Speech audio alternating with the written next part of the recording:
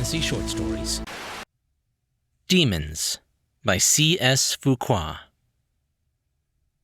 A needle of light winks. Machinery rumbles and he cowers against the dirt wall. Something brushes against his leg as a shadow scuttles into a corner. He kicks, and bone and flesh give way under his boot. He takes the rat into his hands and lifts the carcass to his lips. But then his shoulders sink. He drops his hands to his lap, weary of the struggle. The light winks again. The door rattles. This time, he will make them shoot. Randy worked the screwdriver diligently between two bricks to flake out grout. He wiped sweat from his cheek with his shoulder as the screwdriver broke through. Daylight stabbed into the space beyond. A glint. A blink? He edged closer but saw nothing now. Perhaps a trick of the light. From what he could tell, several feet of space lay on the other side, apparently without access. Then the smell hit him. He jerked back, sickened by the sudden, familiar, rancid stench emanating through the hole. His hands began to tremble, and the screwdriver slipped from his grasp, clinking to the cement floor. Randy had awakened 2 nights earlier to a faint, persistent scratching. He sat up, heart racing, confused, believing momentarily he was back in that hole. But light blazed around him, and his chest hitched with realization that the nightmare was only a nightmare, its darkness a bad memory. He lay back and pondered the silence of the house, the light, the patience of time, until his eyes closed, his breathing calmed, and he began to drift off once again towards the hole in the desert. Scratching.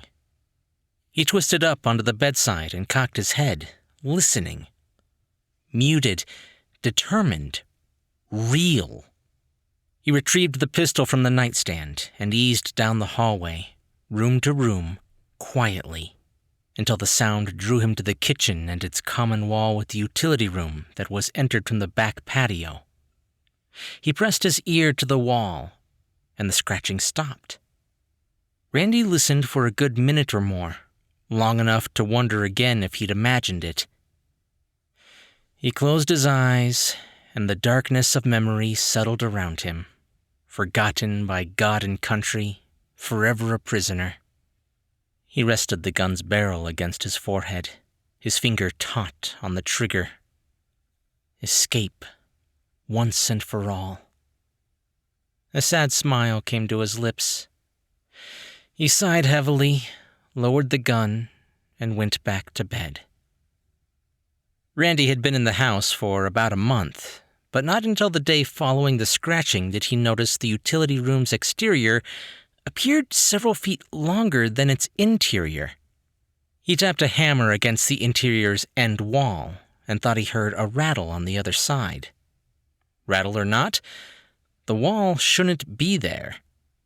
The real estate agent had said the previous owners divorced shortly after the birth of their child nearly 2 years earlier, that neither had made payments on the house, lending to foreclosure. Saps down on their luck, thus an opportunity for Randy. But he didn't care. He hadn't wanted this or any house.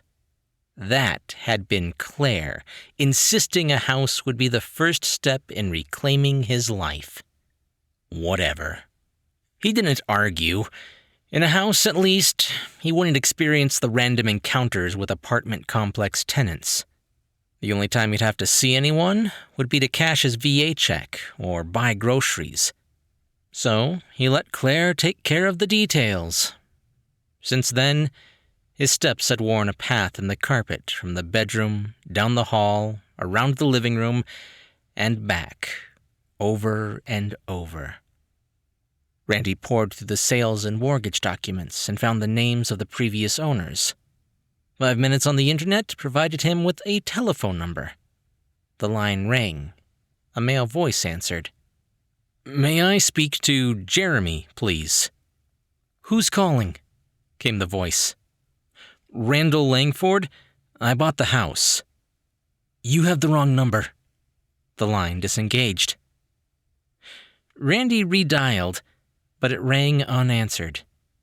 The following day, the number was no longer valid. Randy pried the screwdriver into the hole to break out more grout.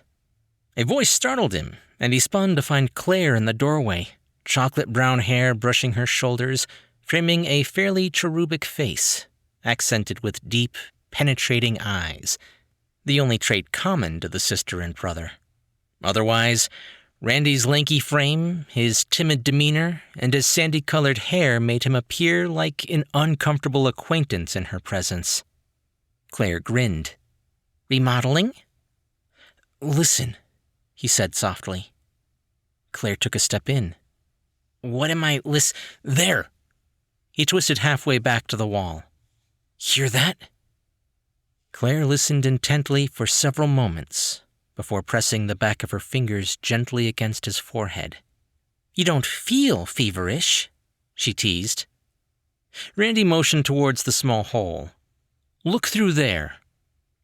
Claire frowned, obviously irritated, but she squinted an eye close to the hole as directed, peered in, and shrugged. It's dark, she said, but then backed suddenly away, her face twisted in disgust. It stinks! Exactly. According to the floor plan, this wall doesn't exist, and something's causing that smell. He led her outside and showed her how the exterior wall extended several feet longer than the interior. Another example of contractor expertise. Look, honey. Claire flashed an impatient grin and kissed his cheek. I just stopped by to check on you. I need to drop some supplies at the church for Pastor Baggett. Wanna come? Old subject, Claire. One day I'm going to bring that pastor here. Randy didn't bite. Claire sighed. You want to go for dinner later? He shrugged. Claire motioned towards the utility room. If the wall bugs you so much, knock it down and fumigate. A flash. The concussion hurls him several yards through the air. He hits, groans, faintly aware of screams within the roar. He gropes to see if his legs are still there. He rolls and pushes himself up with quivering arms. Two gun-toting figures emerge from the roiling dust, their heads and half their faces hidden by traditional cover. Randy moans as hands grasp him under the arms and yank him up. They throw him into the back of a sedan. He tries to push himself up, but a rifle butt puts him back down. Randy raised his face to the sky, eyes closed, the sun's heat warm and clean. Claire had made him feel silly enough to give it up for the day before, but then came the night and more scratching. He'd entered the room around 2 a.m. and pressed his ear to the hole.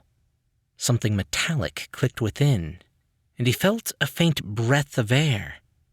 He'd backed out of the room and returned to his bed where he lay awake for hours, staring at the ceiling, the gun nestled on his chest, the barrel nuzzled under his chin. The scratching proved intermittent, but determined. With his face flushed by the sun's warmth, Randy entered the utility room, determined to lay the mystery to rest. He placed the pistol on the floor near the sidewall. He retrieved the hammer and screwdriver and chipped the grout from around the 2 bricks where he'd worked the day before. Minutes later, he pushed the bricks through to the other side. They crashed to the concrete floor beyond, and vague light seeped into the space. Something hissed, and the sudden rush of stench brought bile to Randy's throat. Randy got a flashlight from the kitchen, switched it on, and slipped its shaft through the hole. As he'd guessed, the space beyond the wall extended a good 4 feet. The light winks. A voice on the other side calls, "Anyone in there?" Tears threaten. Dust swirls like a million mini snowflakes in the shaft of dazzling light. Another voice calls in English. "In here," he rasps. The trapdoor rises, and two men glare down at him, their faces betraying disgust. He follows their gaze to his blood-stained hands, the filth that covers him, the dead rat. His fingers touch his face, the thick beard, the sallow eyes, the sunken cheeks. He looks up at them and reaches out with quivering hands. "Shoot me." Movement. Randy retrieved the pistol and shifted the flashlight. Dust flecks danced in the beam as it settled on a chest-high metal cage, about 2 feet wide, 5 feet long, nearly the width of the space, small mesh, strong and secure. But what took Randy's breath were the eyes that reflected dully in the beam, set in a wretchedly malformed face that pleaded as much as it mocked and seethed. "Pretty," a voice hissed from within the twisted mass. Randy directed the flashlight's beam up and down a desperate creature that should not have been alive. Its bloodshot eyes stared from within a distorted deformity of human and goat features, a face gnarled in agony. 2 short, foul horns grew from the forehead, one splintered 2 inches above the eye. The creature's shoulders and arms were little more than skin-wrapped bone, each rib stretching the flesh to near splitting. Sores, oozing black and vicious, covered its emaciated body, and bone protruded through the tips of each finger, the skin peeling away. The thing's mouth opened, revealing blackened remnants of teeth barely set in gray, rotting gums, and it emitted a desperate, chilling howl. Its howl languished to silence, and it drew a ragged breath, the skin across its chest sinking between the ribs. The creature lowered its head. It stretched out a beckoning hand, only to yank back and turn away, head bowed, breaths rattling and shallow. The soldier yells to someone behind him as he kneels beside the opening. "Bring some water!" He stares down at the pathetic figure in the hole. "Jesus," he mutters. "How long have you been here?" Randy blinks back tears that form against the brightness of the day. Gunfire chatters in the distance. Another soldier arrives with a canteen and passes it down to Randy. Water splashes against his cracked lips, and it burns. But the taste is so sweet, so wonderful. "Can you eat?" Randy's stomach growls viciously. Randy rushed into the house, unable to comprehend how the thing, whatever it was, could still be alive. He considered opening the hole further to bring out the creature, but not yet, he decided. Not until he knew more about it. He contemplated the revolver, deciding it wasn't necessary with the creature secure in the cage. He retrieved a bottle of water from the refrigerator and rummaged through the drawers and cabinets until he located a pair of long barbecue tongs, another object Claire had insisted necessary. For once, she's right. Back in the utility room, he used the tongs to ease the water bottle through the hole towards the cage where the thing waited. The creature's cynical, weary gaze narrowed and shifted to Randy, then back to the bottle. Tentatively, it reached, but abruptly stopped and looked up at Randy as though expecting the man to snatch the bottle back. Finally, it wrapped its spindly fingers around the bottle. When the tongs released their grip, the creature blanched, startled, and dropped the bottle to cower back. Randy pulled the tongs back through the hole and directed the flashlight beam across the floor until it found the bottle. The thing whimpered and lowered itself awkwardly to the cage floor, stretching to reach the bottle, fingers desperately grasping air. Randy shifted the beam to the creature, saw the ragged genitalia that defined it as male. He swung the light back.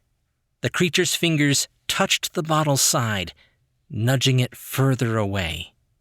He mewed softly, managed to stretch enough to nudge the bottle again, this time rolling it gingerly under his outstretched fingers. The creature grabbed it and pulled it into the cage, lifting himself with a groan to sit and twist off the cap. "There's more," Randy said softly. The creature hissed. He raised the bottle to his lips, drank, and immediately pulled the bottle away, breaking into a rasping cough. Water sloshed out, and the creature whimpered and sprawled on the cage floor to lick up the precious liquid its tongue could reach between the cage wire. Randy drank, but half or more of the water spilled from the sides of his mouth, his throat raw with each swallow. Such decadence, such bounty, water in a bottle. Will they believe how he stayed alive? Licking dewdrops seeping in around the door and hole where the rats enter. How he's drunk his own urine and the blood of the rats he's caught, killed, and eaten. Believe or not, they'll be repulsed. Of that, he is certain. The creature twisted up, peeled back his lips, and hissed again. Tattered ears hung loosely against his neck as he lifted the bottle and took measured, careful sips that grew progressively into hungry gulps. A drop dribbled out one side of his mouth. He pulled, lowered the bottle, and with a quavering finger, guided the drop from his cheek to his mouth. Then he drank the bottle empty, sucking until the plastic collapsed. Reluctantly, he lowered the bottle until his arms hung at his sides, head bowed, body still except for his thin chest rattling with each breath.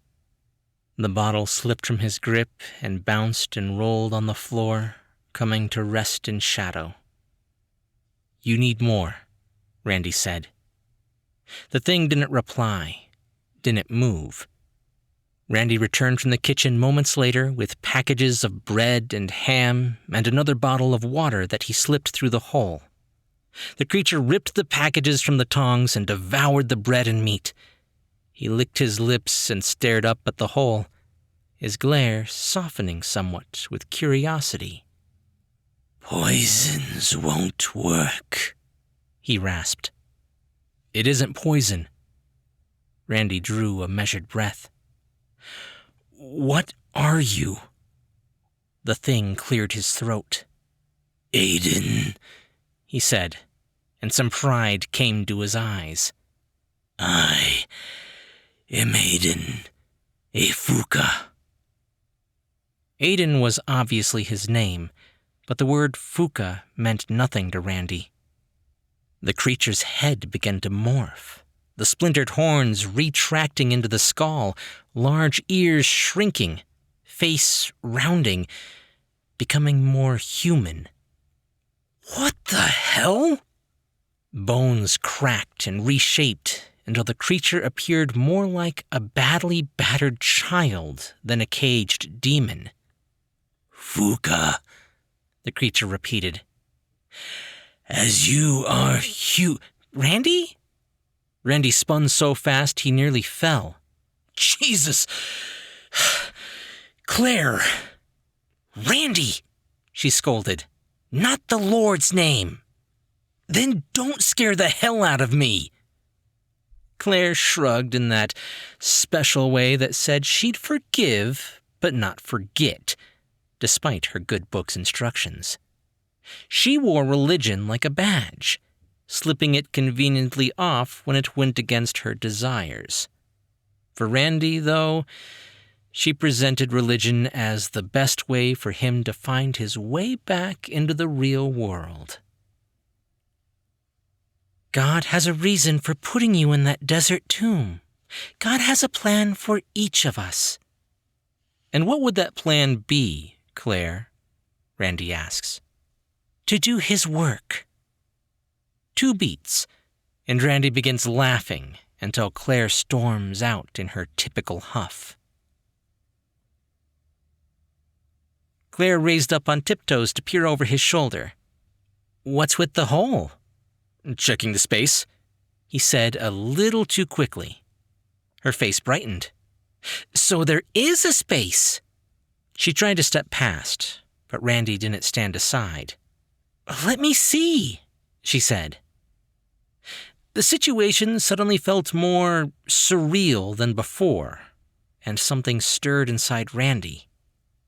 He felt suddenly but inexplicably giddy with the possibility of challenging Claire's godly babble with something she couldn't explain away with a nod toward heaven. But would she see anything if he allowed her to look? Or have I lost my mind? Randy moved aside, and Claire stepped up to the hole. Both pressed close to peer in as Randy clicked on the flashlight and held it under their chins, directing the beam towards the cage. Claire's breath caught, and Randy felt odd relief at her confirmation the thing was real. The Fuqua bared its teeth, and Claire backed away. What is it? He said. It can talk? Aiden hissed. She's burdened. Randy nearly laughed as Claire's eyes widened and she turned to flee. Get rid of it, Randy! She yelled back to him. Get rid of it! Randy spread peanut butter on 2 slices of bread and smoothed in dollops of cherry jam, placed the pieces together, and slipped the sandwich into a paper bag. 3 days had passed since Claire had seen the creature. She hadn't called or been back since, nor had she answered her phone or responded to Randy's messages. You said Claire's burdened, Randy said to Aiden after Claire left. What did you mean? The creature offered only a sardonic grin. You know she wants you dead. You have a gun. Aiden held his gaze until Randy looked away. The soldiers lift him from the hole, and he sees 2 men, their heads covered in the traditional wrap, running away in the distance. Another soldier raises his weapon, aims. One runner sprawls, his limbs twisting under his body. A second shot echoes, and Randy feels satisfaction as the man who had killed the captor Ahmad Ali, the only one who'd offered help to Randy, falls dead.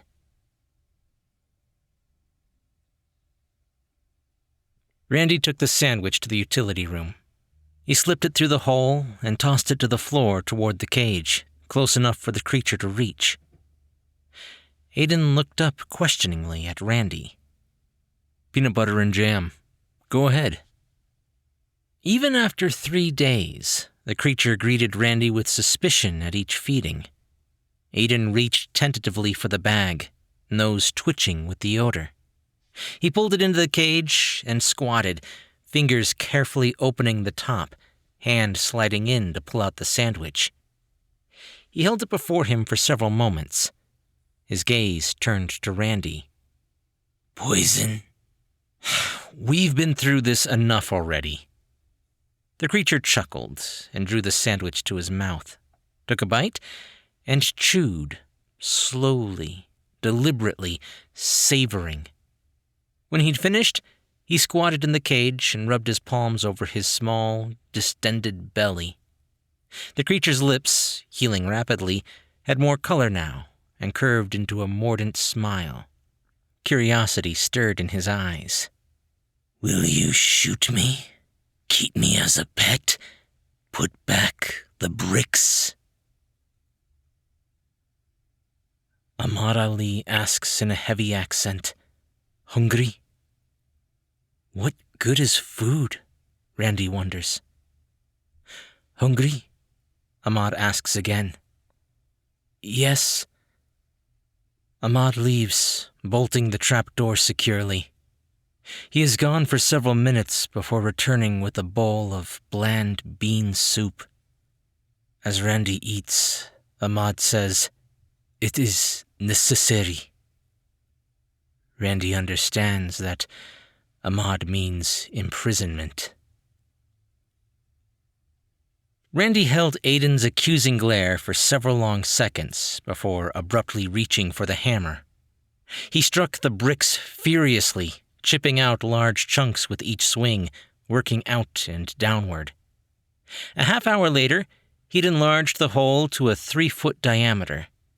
The stench nearly overwhelmed at first, dissipating slowly into a faint fetor. The creature's crooked fingers grasped the mesh in anticipation, breaths short and rapid.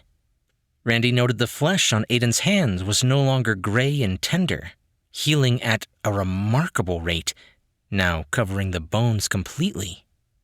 Randy finally stopped swinging and stood at the opening, winded, arms aching. The space beyond filled with light, and Randy saw that the Fuqua stood perhaps 40 inches tall, confirming the cage's height. He felt a new rush of pity at the sight of the creature, even though Aiden had improved remarkably over the last few days. The Fuqua waited, patient in silence. Who put you here? Aiden said nothing. Then tell me what the hell's a Fuqua? The creature rasped a chuckle that broke in violent coughing. He held himself weakly up on hands and knees as the coughing subsided, head hung haggardly. Demon, angel, depends on who's telling the story, the Fuqua wheezed. Many of your kind believe we're good luck. He drew in a deep breath. A man called Old Bill trapped me long ago.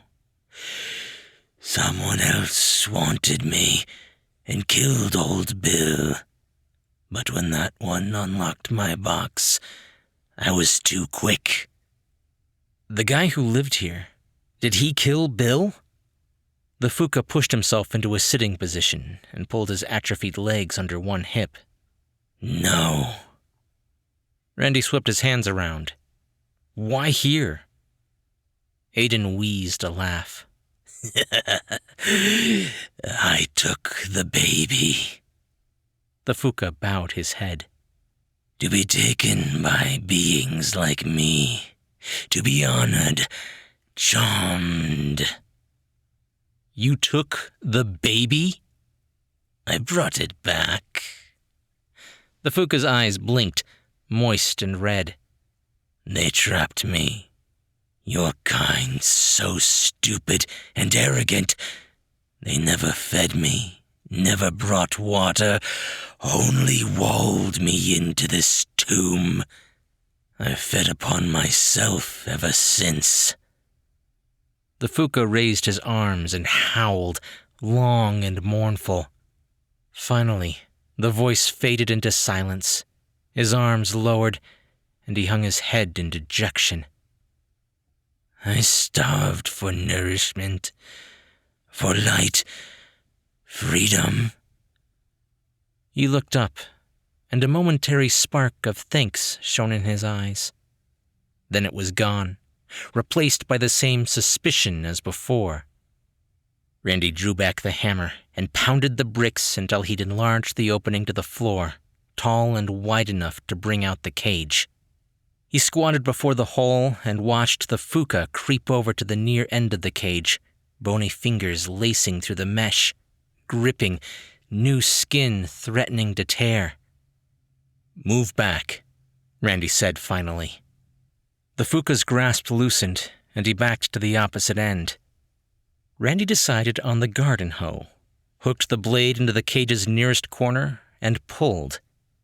He wondered how Claire would react to him bringing the demon into light by using the hoe she'd bought. Metal shrieked against the concrete floor. Finally, with the cage in the main utility room, the Fuqua bowed his head and drew inward, crossing his arms over his chest and grasping his shoulders with tender fingers. Sores scarred the creature's body, but most had either healed or nearly healed. Randy circled the cage slowly, taking in the creature's wounds. "Jesus," he whispered. "Jesus," the sergeant whispers above. Randy feels shame. His hands shake uncontrollably, and he sees they're covered with opened sores and scabs. 4 hours later, Randy's in a hospital bed, asleep, face shaved, hands grabbing at the sounds of rats skittering through his nightmare. "Your woman." "Sister," Randy corrected. "She wouldn't like you using the Lord's name in vain," Aiden sneered. Randy shrugged. He'd learned a lot in the desert about gods and what they did and didn't care about. Claire's god cared more about the use of its name than how the members of its flock treated one another. Her god's sheeple had only to ask forgiveness for this or that sin, and everything would be cool in heaven. Like the cynical bumper sticker, "I'm not perfect, just forgiven." But Randy had met the real God in that desert hole, and it hadn't been some old fart answering the prayers of SUV-driving boneheads text messaging down the highway of stupidity. God had introduced itself to be a man's ability to swallow raw rat meat and drink blood and piss to survive. God had been the sound of gunfire and splintering bone, your name on the lips of the person saving your ass. Randy went to prepare more food for the creature. From the counter, he could see through the kitchen window and into the utility room. The Fuqua sat with his face toward the door, eyes closed, scarred lips parted, perhaps in a silent prayer to its own God. He wakes, squinting into a shaft of light as machinery rumbles in the distance. He hears voices. He's confused and frightened until he realizes he's in a bed surrounded by other beds. His heart calms and he lies back, shifting to bathe in that ray of early morning sun through the window, warm, soothing, and brilliant. He prays to the desert god for strength to make the light eternal. Randy used what was handy for sandwiches: cheese, bologna, lettuce, peanut butter, jam. He didn't think the creature would complain as long as it was food. The Fuqua proved him right as it guttled every morsel. When he finished, Aiden squatted on the cage floor and licked up crumbs. He drank his water thirstily, his stomach increasingly distending, asking for more after each bottle emptied. Randy slid all food and water across the floor to the cage, using the hoe from a safe distance just inside the doorway. The Fuqua sat with his short legs folded roughly and settled the water bottle against a thin thigh. Randy marveled at his recuperative ability, how his body was healing so rapidly and gaining weight at an incredible rate. No wonder, though, considering the quantity of food he was putting away. The improvement made Randy feel some pride and relief. The first genuine good feelings he'd experienced since the day he'd landed in that desert tomb. The Fuqua stared at Randy for a full minute with unblinking eyes that drilled deep into those of his keeper. But Randy felt no threat or danger. "Will you keep me or let me go?" Randy sat down in the doorway and leaned back against the frame. "Not yet." That's what the one with the black hood says. "When?" Randy asks. "In time," win? The question ends in an abrupt groan as a gun butt finds his kidney, and Randy accepts that he will not leave this place alive. He draws breath, utters, "Idiot." The man spits on him and points his weapon at Randy's forehead. "Do it," Randy says calmly. "I'll give your virgins a test run." Ahmad Ali lays his hand on the weapon and shakes his head. The man with the gun glares at Ahmad and then swings around and fires. Ahmad Ali's face caves and the back of his skull erupts outward as his body falls beside the opening. The man yanks off his hood. "This is my country," he shouts at Randy. "You do not exist in this, I say so." The trap door falls. Aiden's eyes gleamed with interest, replacing the dull gray stare. "You'll keep me then." "I didn't say that." "Nor did your captors say it to you." He grinned. "Rat's a delicacy, yes?" The words took Randy's breath. He started up, unsteady on his feet. His voice trembled. "How do you know anything about that?" Aiden's face grew serious. "Thoughts unguarded." He shrugged as if that explained everything. "Like the woman." Randy took a step, but stopped abruptly. Not too close. What about her? "The odor engulfed her." "What odor?" "You asked me before." "About saying she's burdened?" Aiden hissed and pressed his grinning face between the cage mesh. "She's pregnant." The declaration took Randy completely unprepared, and a slow smile came to his face. "Claire?" The smile melted. "What? You want it?" The Fuqua chuckled and sat back, shaking his head, gaze never straying from Randy's. "It interests me not. I find the situation amusing." The Fuqua lifted his nostrils and sniffed. "The smell precedes her." "She's coming." Randy half twisted to the doorway. The Fuqua's brow rose slightly. Randy stepped unsteadily out of the utility room and pulled the door closed, his last glance at the Fuqua's eyes, noting the sadness and fear of one who's been alone too long. He released the knob as Claire rounded the corner. "You didn't answer the doorbell. I figured you'd be back here. Did you kill it?" Claire glared at him, waiting. Randy didn't reply. "Randy, why in heaven's name not? He's intelligent, not some rabid animal. You just can't go killing things." "It's not human, Randall. It's evil." "You don't have a clue." He realized the only way to prove the Fuqua's value was to demonstrate it. Randy reached for Claire's hand, leaned in, and kissed her cheek. "Give it a chance, Claire. It's special. I mean, this may sound strange. Are you pregnant?" Claire went rigid, eyes wide with anger and fear. She yanked free and backed away. Randy held her gaze and waited. He'd learned a lot about waiting, about being quiet. His hands trembled slightly, and he concentrated on being still. A peal of laughter issued from within the utility room, and the color drained from Claire's face. She began to turn away, but Randy caught her arm. "Kill it, Randy," she growled. "Look into his eyes. He's not evil. He's the one who said you're pregnant.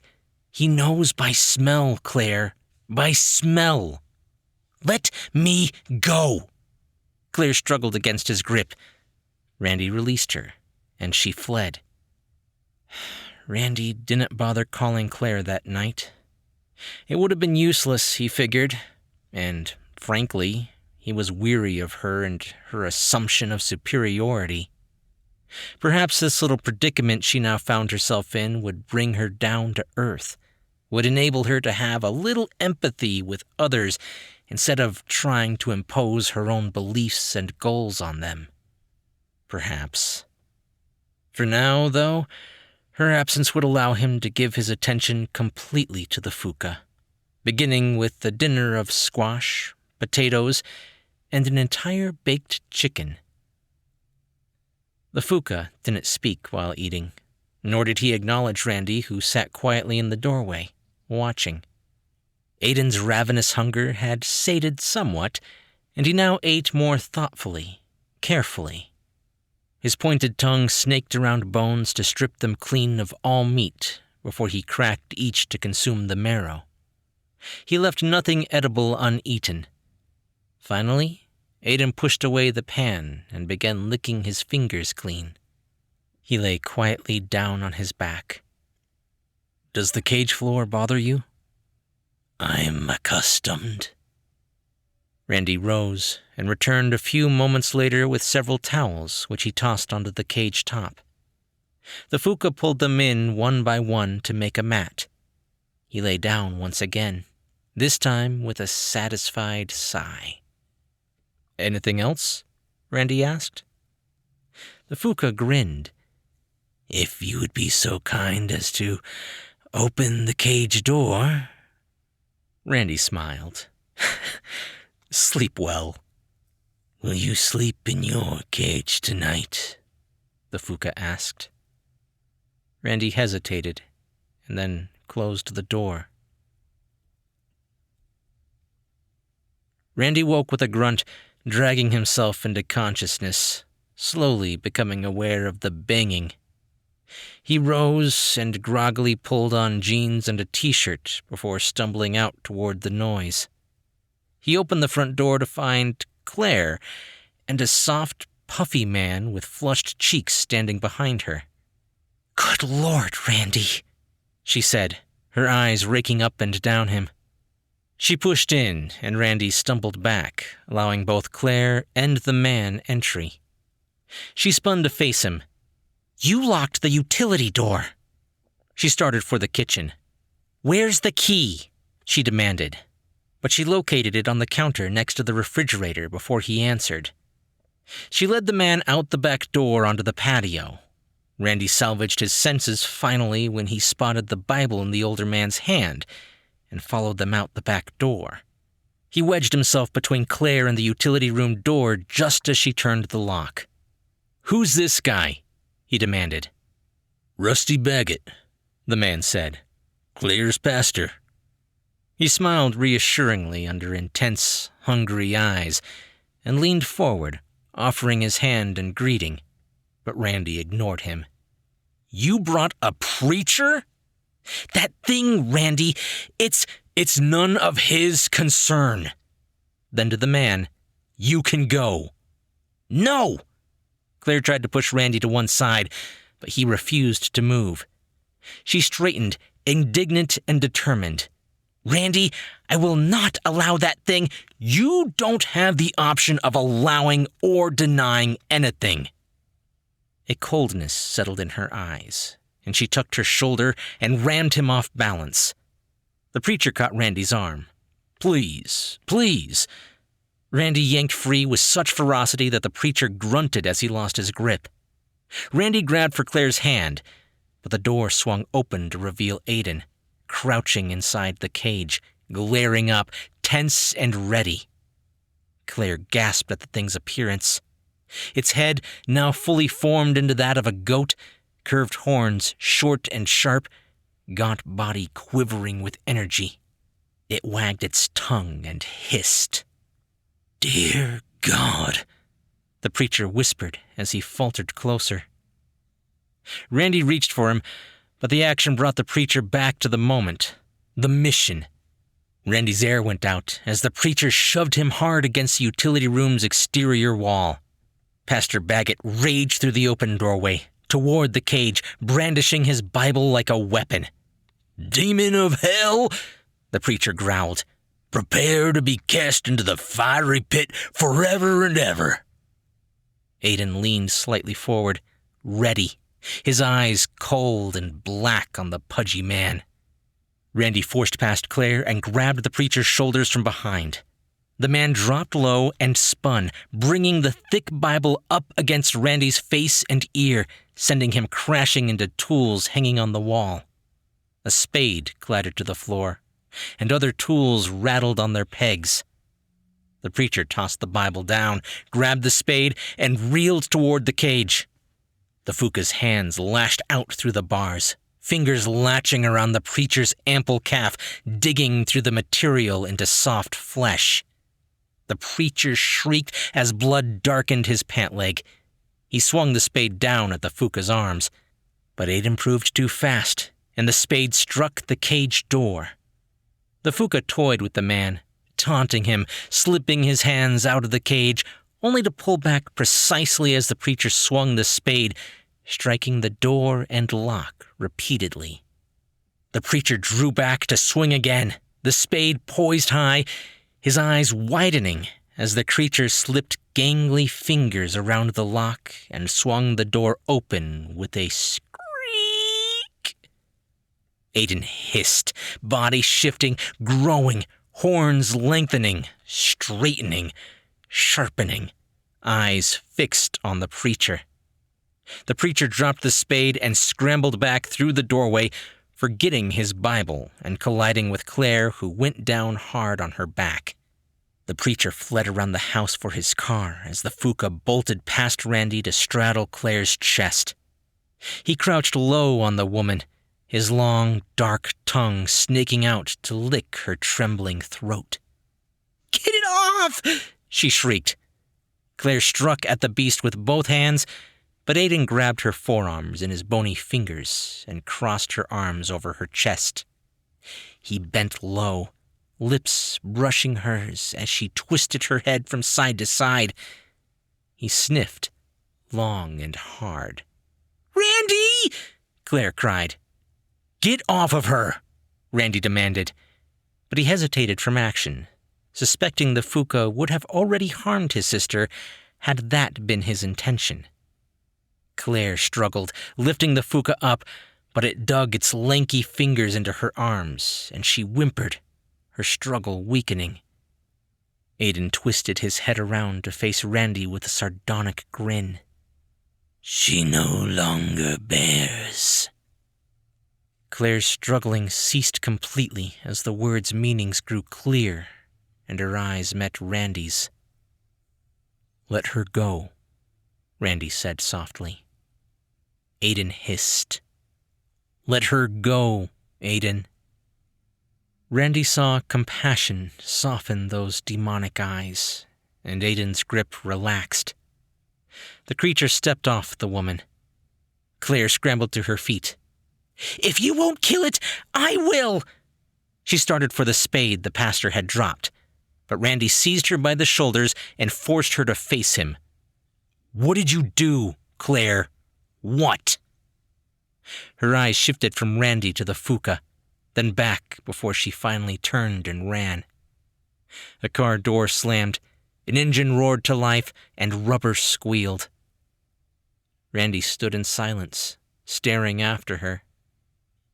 Mucus rattled in the Fuqua's throat. He coughed and spat. The creature remained silent until, with a sigh, it returned inside the utility room. Randy heard the cage rattle as the door closed. Randy came into the room's doorway to find Aiden sitting in the middle of the cage, his back toward the door. Randy crossed and opened the cage door.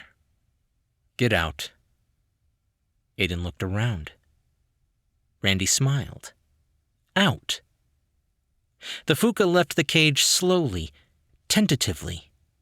He crossed the room once again to step onto the patio. As Randy came out, the Fuqua's body began to lengthen, his skin changing and coating itself with feathers, his face and horns morphing into a small, sleek head and beak. Aiden's arms and hands grew and contorted until the Fuqua, as the huge eagle it had become, stretched his wings into a good 6-foot span. The bird shook his body, ruffling feathers. It extended a wing toward Randy. Randy's heart pounded. What about Claire? He thought. There will always be a Claire, Aiden whispered. And a preacher. Always better. Always judging. The Fuqa's eyes narrowed. You escaped the desert. Let the demon go. Randy bowed his head for several long moments in consideration before finally drawing a deep breath. He glanced around slowly one last time and then mounted and straddled the great bird's back. The eagle's beak pointed skyward with Randy's gaze following, face warming in the sun. Aiden stretched his wings, a little shaky at first, but steadying as the pair began to rise.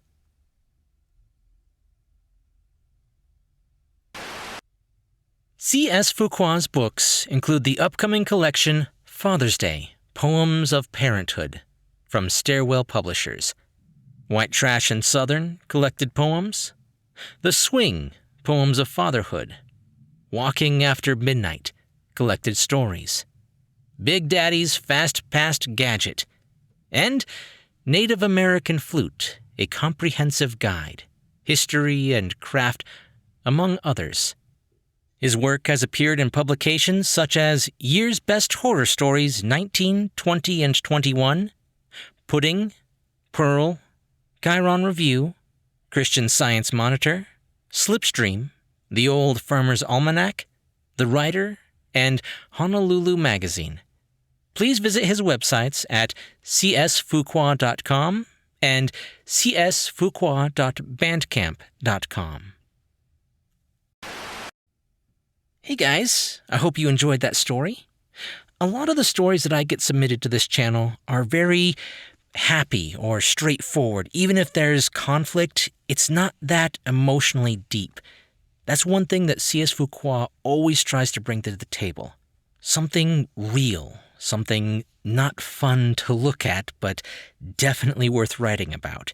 One of his stories, one of my absolute favorites, The Circle, deals with a child who has an abusive home.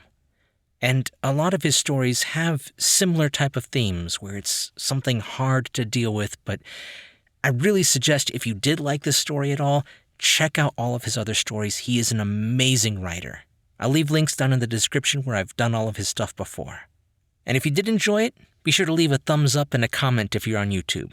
Or if you're listening to the podcast, just be sure to subscribe for brand new short stories. I'm Chris Herron, and that's it for today's Tall Tale TV.